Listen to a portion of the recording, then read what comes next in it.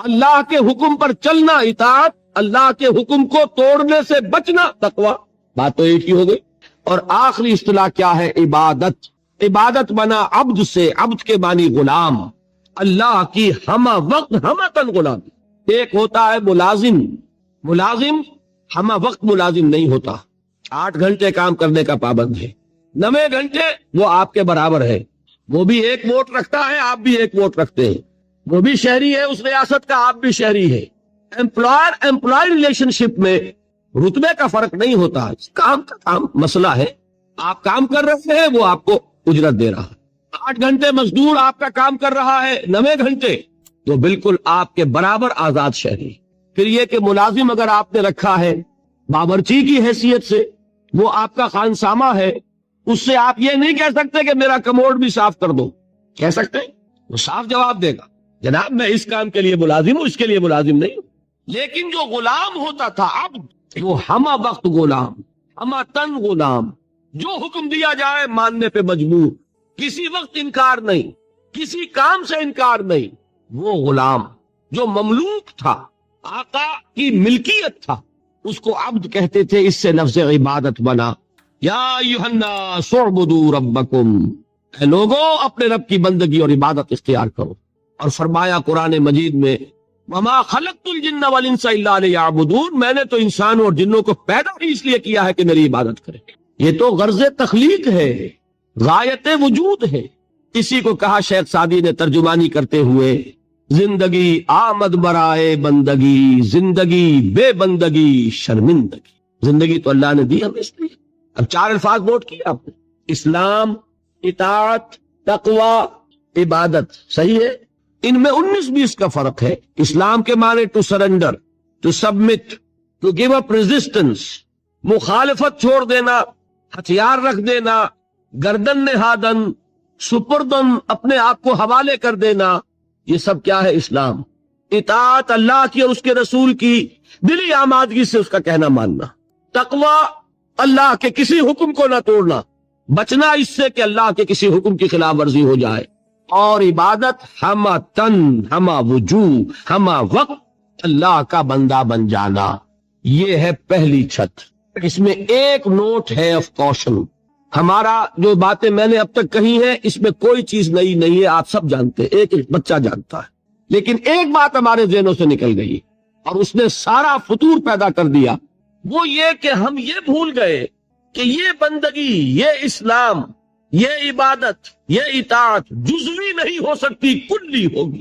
یہ نہیں کہ اللہ کے کچھ احکام قبول اور کچھ رد، کچھ سر آنکھوں پر اور کچھ پاؤں تلے، یہ اگر ہوگا تو اس کے معنی کیا ہے؟ یہ تمسخر ہے، استہزاء ہے، ڈھٹائی ہے، مذاق اڑانا ہے اللہ کے دین کا۔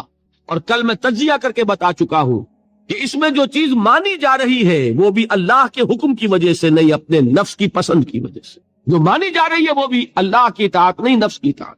اور میں وہ آیت سنا چکا، افتؤمنون ببعض الکتاب وتکفرون ببعض، کیا تم ہماری کتاب اور شریعت کے ایک حصے کو مانتے اور ایک کو نہیں مانتے؟ سود کس نے حرام کیا؟ اللہ نے۔ سور کس نے حرام کیا؟ اللہ نے۔ شراب کس نے حرام کی؟ اللہ نے۔ بڑا دیندار بنا پھرتا ہے، شراب تو نہیں پیتا، سور نہیں کھاتا، سود کھاتا ہے۔ بتائیے کوئی منطقی اس کے لیے دلیل؟ اگر تو اللہ کی حرمت کی وجہ سے ہے تو میں دعوے سے کہتا ہوں کہ خنزیر کی حرمت اور شراب کی حرمت سود کی حرمت کے 100ویں حصے کے برابر بھی نہیں۔ حدیث سنا چکا ہوں آپ کو، الربا 70 جزءا، سود کے گناہ کے 70 حصے ہیں، ایسروہا، اس میں سب سے ہلکا حصہ اس کے مساوی ہے، ان ينكح الرجل امہ، کہ کوئی شخص اپنی ماں سے زنا کرے۔ اب آپ کیلکولیشن لگا لیجیے، کیا سور کے کھانے پر اللہ کی طرف سے اعلان جنگ آیا ہے؟ کیا شراب کے پینے پر اللہ کی طرف سے اعلان جنگ آیا ہے؟ شراب کے بارے میں تو تسلیم کیا گیا اس میں کچھ خیر بھی ہے، نفع بھی ہے، لیکن اس کو ہم نے حرام اس لیے کیا ہے کہ اس کے مضرت کا پہلو، گناہ کا پہلو اس کے منفعت کے پہلو سے زیادہ ہے۔ یسألونک عن الخمر والمیسر قل فیہما اسم کبیر ومنافع للناس واسمہما اکبر من نفعہما، یہ فرمایا نا۔ لیکن حرام اور سود پر کہا کہ اگر باز نہیں آتے فاذنوا بحرب من اللہ ورسولہ، تو کان کھول کر سن لو اللہ اور اس کے رسول کی طرف سے اعلان جنگ۔ یہ بات اچھی طرح سمجھنے کی۔ یہ بندگی پارشل نہیں ہو سکتی، کمپلیٹ ہوگی۔ اسلام میں آنا ہے تو پورے کے پورے میں آنا ہوگا، ادھورے میں نہیں آئے۔ ادھورے میں آتے ہو تو جاؤ، دفع ہو جاؤ، ہمارے ہاں قبول نہیں۔ ہاں کسی وقت غلطی ہو جائے، کل بیان کر چکا ہوں، خطا ہو جائے تو ایل از ہیومن۔ حضور نے فرمایا کل بنی آدم خطاؤون وخیر الخطائین التوابون، تمام انسان خطا کار ہیں، خطا کاروں میں بہترین وہ ہے جو توبہ کر۔ لیکن توبہ کی بھی قرآن مجید میں شرح کر دی۔ ایک توبہ وہ ہوتی ہے ساری عمر حرام خوری کرتے رہو اور موت کے وقت آگے ہاتھ جوڑ دو، وہ توبہ قبول نہیں ہوگی۔ ایک توبہ وہ ہے کہ خطا ہو گئی فوراً رجوع کیا، اے اللہ مجھ سے غلطی ہوئی، پروردگار معاف فرما، کرتا ہوں کہ آئندہ نہیں کروں گا۔ اس کو اللہ نے فرمایا اس توبہ کا قبول کرنا ہم پر واجب ہے۔ انما التوبۃ علی اللہ للذین یعملون السوء بجہالۃ ثم یتوبون من قریب۔ بہرحال پہلے درجے میں یہ جان لیجئے صرف اللہ کا بندہ بن جانا، ہمتن بن جانا آسان نہیں ہے۔ یہی وجہ ہے علامہ اقبال نے خوبصورت اشعار کہے ہیں، چمی گویم مسلمانم بے لرزم کہ دانم مشکلات لا الارا۔ میں جب یہ کہتا ہوں کہ میں مسلمان ہوں تو مجھ پر کپ کپی طاری ہوتی ہے کہ مجھے معلوم ہے کہ لا الہ الا اللہ کہہ دینا بہت آسان ہے، اس پر پورا اترنا بہت مشکل ہے۔ یہ شہادت گاہ الفت میں قدم رکھنا ہے اور لوگ آسان سمجھتے ہیں مسلمان ہونا۔ یہ اشعار تو یاد ہوں گے۔ دیکھیے یہ پہلی منزل بنی ابھی، اور پہلی منزل ہی اتنی کٹھن ہے، البتہ اس کی کٹھنائی کو اللہ نے آسان کیا۔ 4 ایسے عمل ہمیں عطا فرما دیے کہ اگر ان کی پابندی کریں گے تو آسان ہو جائے گا اللہ کی بندگی کرنا۔ نماز کس لیے؟ تاکہ یاد رہے کہ ہم نے اللہ سے یہ عہد کیا ہے۔ 5 مرتبہ اپنے کاموں سے نکلو، کہیں غفلت طاری نہ ہو جائے۔ آؤ اپنے عہد کو تازہ کرو، ایاک نعبد و ایاک نستعین، پروردگار میں عہد کرتا ہوں، تیری ہی بندگی کرتا ہوں اور کروں گا، اور تجھی سے مدد چاہتا ہوں اور چاہوں۔ حفیظ جالندری کا ایک بڑا پیارا شعر ہے، سجدے میں گر کر آدمی کیا کرتا ہے، بڑا پیارا شعر ہے، سرکشی نے کر دیے دھندلے نقوش بندگی، آؤ سجدے میں گریں لوہے جبیں تازہ کریں۔ ہمارے تو ماتھے پہ لکھا ہونا چاہیے کہ یہ بندہ ہے، اللہ کا بندہ۔ سرکشی جو ہے اس کی وجہ سے یہ نقش کچھ مدھم ہو گئے ہیں، سجدے میں گرو اور تازہ کرو، تاکہ وہ نقش بندگی جو ہے پھر اجاگر ہو جائے۔ سرکشی نے کر دیے دھندلے نقوش بندگی، آؤ سجدے میں گرے لوہے جبیں تازہ کر۔ نماز کیا ہے؟ بندگی کے اقرار کو تازہ کر۔ پھر اس عبادت میں آڑے آتے ہیں انسان کے نفسانی خواہشات۔ اس نفسانی خواہشات کا مقابلہ کرنے کے لیے کیا دیا؟ روزہ۔ حضور نے فرمایا صوم جنتن، روزہ ڈھال ہے۔ نفس کا حملہ کس پر روکو گے؟ روزے کی ڈھال پر۔ پیٹ کھانے کو مانگتا ہے لیکن اپنے اندر ضبط پیدا کرو۔ 1 مہینے تک صبح سے شام تک شدید بھوک کے باوجود نہیں کھا رہے، حلال چیزیں نہیں کھا رہے، بہترین پھل موجود ہے فریج کے اندر، حلق میں کانٹے پڑ رہے ہیں اور فریج کے اندر روح افزا کی بوتل موجود، نہیں پی رہے۔ کیوں؟ کہ اللہ کا حکم نہیں۔ اگر اس کی عادت ہو جائے گی تو بقیہ 11 مہینے حرام سے تو بچو گے کہ نہیں؟ یہ مشق ہے، یہ بندگی کی مشق کرائی جا رہی۔ پریڈ کرتا ہے ایک فوجی کس لیے؟ جس وقت پریڈ کر رہا ہے اس وقت جنگ تو نہیں ہو رہی نا، لیکن مشق کرے گا تو چاق و چوبند رہے گا کہ جب جنگ ہوگی تب بھی یہ چاق و چوبند رہے اور ایک کوشن پر موو کرے، ایک کمانڈ کے اوپر آگے ٹوٹ پڑے۔ اس کی عادت کرنی پڑتی ہے۔ تو نفس کے حملوں کو روکنے کی عادت پیدا ہوئی کس سے؟ روزے سے۔ اللہ کی بندگی میں ایک بہت بڑی رکاوٹ ہے مال کی محبت۔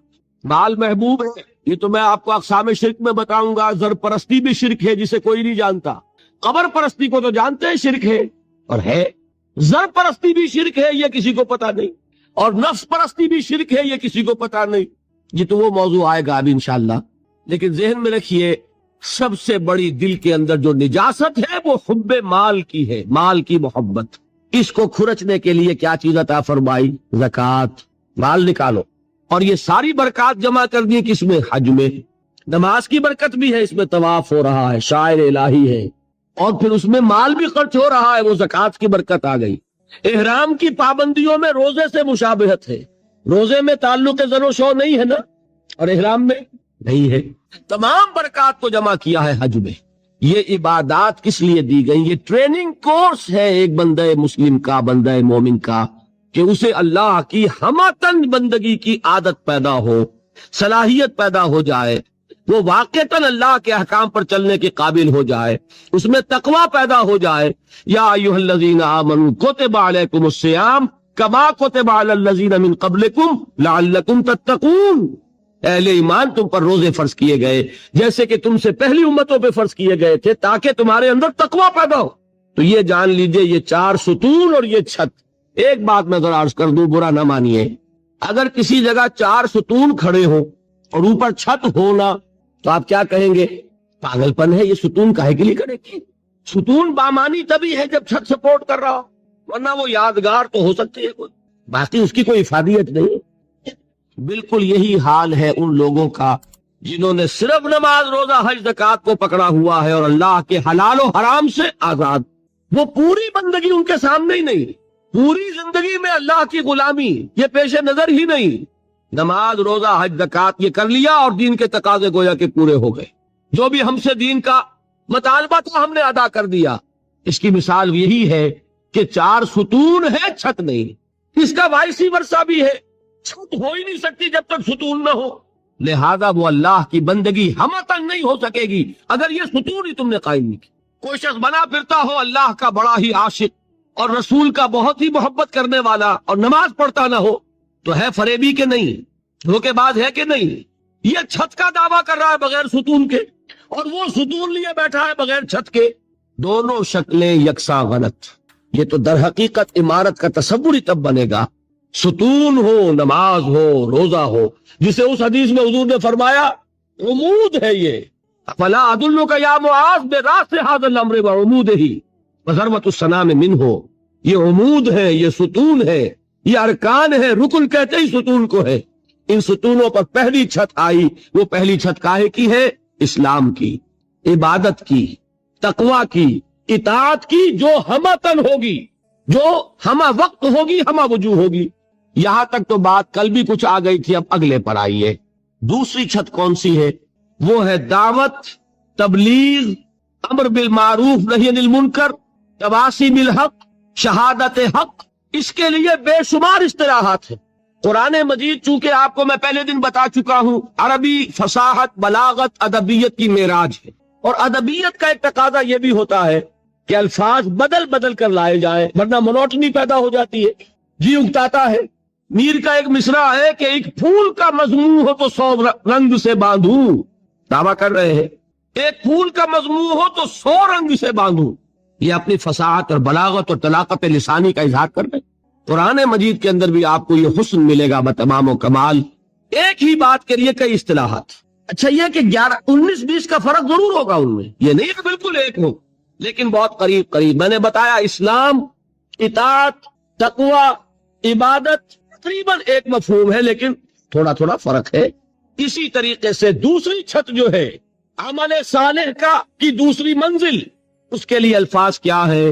دعوت، تبلیغ، تجلیات کی شکل میں آپ پر برسنا شروع ہو جاتی ہے۔ اور حیرانی کی بات یہ ہے کہ اس میں زیادہ وقت بھی نہیں لگتا، اسی لیے جو لوگ اب تک وظائف کی دنیا میں آ کر بھی محروم ہیں وہ اس عمل کو صرف ایک بار ضرور کر کے دیکھیں۔ خواتین ہوں یا مرد حضرات، ہر کوئی اسے کر سکتا ہے، خاص کر وہ لوگ جو مالدار بننا چاہتے ہیں، کم محنت میں زیادہ رزق پانا چاہتے ہیں، چھپے ہوئے خزانے حاصل کرنا چاہتے ہیں۔ میرے آقا صلی اللہ علیہ وسلم نے خود ارشاد فرمایا کہ وہ شخص ہرگز دوڑک میں نہیں جائے گا جو سورج نکلنے سے پہلے یعنی فجر اور سورج ڈوبنے سے پہلے یعنی عصر کی نماز ادا کرتا ہے۔ دیکھیے عصر کے وقت کی کتنی اہمیت ہے کہ حدیث مبارکہ میں بھی اس کا ذکر ہے اور قرآن میں بھی اس کی تاکید کی گئی ہے۔ عصر اور مغرب کے درمیان کا یہ وقت بہت ہی خاص وقت ہے اور اسی وقت کا یہ خاص عمل ہے۔ آپ اسے کسی بھی دن کر سکتے ہیں، اس میں دنوں کی کوئی پابندی نہیں، بس وقت کا خیال رکھنا ہے۔ نہ اسے فجر کے بعد کرنا ہے، نہ جوہر کے بعد، بلکہ صرف عصر اور مغرب کے درمیان۔ اس عمل کی برکت یہ ہے کہ بے اولاد بھی اسے کر سکتے ہیں، اور خاص طور پر مقروض لوگ اگر اسے کرے تو مغرب تک انشاءاللہ رزق کا انتظام ہو جاتا ہے، قرض سے نجات کے راستے کھل جاتے ہیں۔ اگر کوئی شخص بہت مجبور ہے، تنگ دست ہے، حالات سے ٹوٹا ہوا ہے، لوگوں کے رویوں سے پریشان ہے، غریبی اور مالی پریشانیوں میں گھرا ہوا ہے، تو اسے اس عمل کو ضرور کرنا چاہیے، خاص کر اس بابرکت مہینے میں۔ جب آپ عصر کے بعد اسے پڑھیں گے تو آپ کو خود محسوس ہوگا کہ اللہ کے کلام میں کتنی زبردست طاقت، کتنی عظیم برکت اور کتنی رحمت چھپی ہوئی ہے۔ یہ وہی طاقت اور تاثیر ہے جسے سن کر دل کے اندر امید کی ایک نئی روشنی پیدا ہو جاتی۔ اب جو سب سے پہلی چیز میں آپ کو بتانے جا رہا ہوں، اسے آپ نے پورے یقین اور توجہ کے ساتھ 21 بار پڑھنا ہے۔ یہ آیت مبارکہ آپ نے 21 مرتبہ پڑھنی ہے۔ اسی طرح چند مخصوص آیات ہیں اور کچھ خاص چیزیں ہیں جنہیں بالکل اسی ترتیب کے ساتھ پڑھنا ہے، لیکن ہر ایک کی تعداد مختلف ہوگی، اس لیے جو میں بتا رہا ہوں اس کا خاص خیال رکھنا بے حد ضروری ہے، کیونکہ بنا ان شرائط کے یہ عمل نہیں کرنا۔ جیسے کوئی شخص مسجد میں جاتا ہے تو وضو شرط ہوتا ہے، اسی طرح اس عمل کے لیے بھی کچھ ضروری چیزیں ہیں۔ اگر آپ اس ترتیب کے ساتھ عمل کریں گے تو کامیابی ضرور ملے گی، کیونکہ کچھ پانے کے لیے کچھ کرنا پڑتا ہے، اور جس کے ذہن میں یہ بات بیٹھ جائے وہ کبھی ناکام نہیں ہوتا۔ اسی لیے اس پیغام کو مکمل سمجھ کر پوری توجہ کے ساتھ عمل کریں گے تو انشاءاللہ کبھی برکتوں سے محروم نہیں رہیں گے۔ یہ وعدہ ہے، باقی سب کچھ اللہ تعالیٰ کے اختیار میں ہے۔ وہی میرا مالک ہے، وہی خالق ہے، وہی رزاق ہے، رزق دینے والا، رحمتیں برسانے والا، کرم کرنے والا۔ وہ رب ہر لمحہ اپنے بندوں کو پکار رہا ہے کہ میری طرف آؤ، میں تمہیں وہ سب کچھ عطا کر دوں گا جس کی تم تمنا کرتے ہو۔ تمہاری ہر دعا قبول ہوگی، ہر فریاد سنی جائے گی، جو چاہو مانگ لو، عطا کر دیا جائے گا۔ اب اسی ترتیب کے ساتھ آپ کو کرنا کیا ہے، غور سے سن لیجیے۔ سب سے پہلے آپ کو قرآن مجید کی ایک مختصر سی سورت مبارکہ پڑھنی ہے، جو بالکل سادی اور آسان ہے۔ اسے صرف 3 مرتبہ پڑھنا ہے۔ سب سے پہلے 3 مرتبہ درود پاک، پھر 3 مرتبہ یہ سورت، اور پھر قرآن کریم کی جو سردار آیت ہے اسے وہی پڑھنا ہے جہاں آپ کو بتایا جائے اپنی طرف سے کچھ بھی بڑھانا یا گھٹانا نہیں ہے، کیونکہ اللہ والوں کا بتایا ہوا طریقہ ایک خاص ترتیب پر ہوتا ہے۔ یاد رکھیے، کچھ اعمال دیکھنے میں بہت مختصر اور سادے ہوتے ہیں، لیکن طاقت اور تاثیر کے لحاظ سے بہت بڑے ہوتے ہیں، کیونکہ وقت بہت قیمتی ہے۔ کچھ دن عام ہوتے ہیں اور کچھ دنوں میں اللہ تعالیٰ نے اتنی برکت، فضیلت اور رحمت رکھی ہوتی ہے کہ بندہ سوچ بھی نہیں سکتا۔